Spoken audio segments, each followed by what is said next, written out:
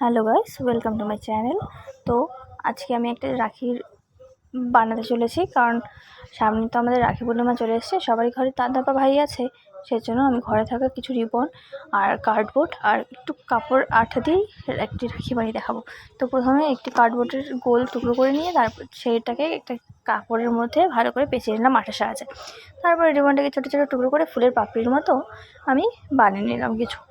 সবগুলো তৈরি হলে তারপর আমি আঠার সাহায্যে সেই রিবনের পাপড়িগুলোকে রাখির যে গোল কাপড়টা বানিয়েছিলাম সেটার উপরে একে একে সব লাগালাম, একটার পর একটা করে লেয়ার করলাম।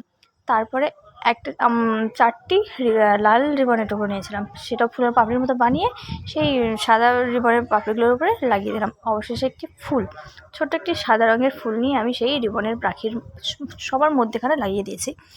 তারপরে একটি রিবনের সাহায্যে আমি হাতের ফিতেগুলো বানিয়ে নিলাম। তো দেখো, তোমরা বলো কেমন।